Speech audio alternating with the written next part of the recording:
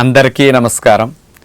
సూర్య నమస్కారాలు 12 ఆసనాలని ఒకదాని తర్వాత ఒకటి వేయటం తీయటం అలా 12టిని అట్లా స్పీడ్గా చేసి తీసేసుకుంటూ వెళ్ళిపోతే 12 పూర్తయ్యేసరికి ఒక సూర్య నమస్కారం పూర్తవుతుంది.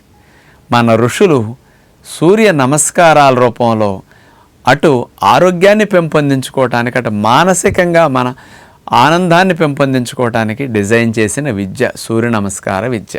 సూర్యుని సమక్షంలోనే సూర్య నమస్కారాలు చేయాలని ఆచారం పెట్టారు. ఎందుకు అంటే మనకి పగటిపూట అంతా కూడా కంటితో చూడటానికి సూర్యకిరణాలు, మనకి నీటిని శుద్ధి చేయటానికి సూర్యకిరణాలు, మనకి ప్రాణవాయు ఉత్పత్తి అవ్వటానికి సూర్యకిరణాలు, మనకు ఆహారం తయారవటానికి సూర్యకిరణాలు.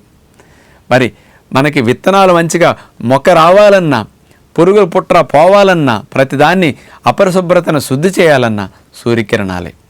ఇన్ని లాభాలు సూర్యకిరణాల ద్వారా మానవాళి పొందుతూ ఉంది. కాబట్టి సూర్యుడి వల్ల ఎంత మేలు పొందిన సూర్యుడికి ప్రత్యుపకారం ఏమి ఇవ్వలేం కదా.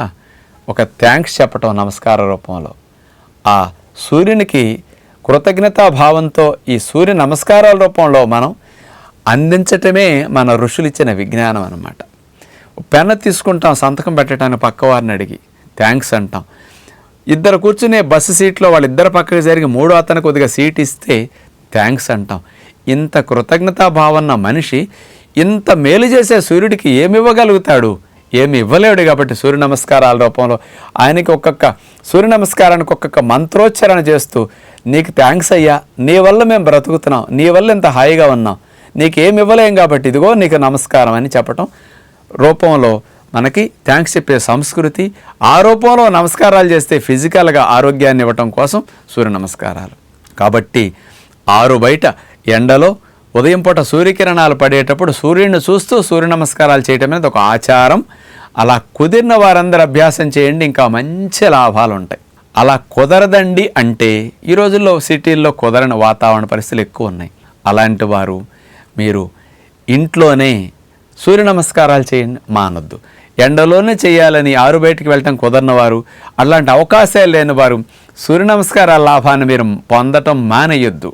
అందుకని మీకు ఎక్కడ కుదిరితే అక్కడ చేయండి. అలా ఆరు బయట చేస్తే ఇంకా లాభాలు ఇంకెక్కువ ఉంటాయి.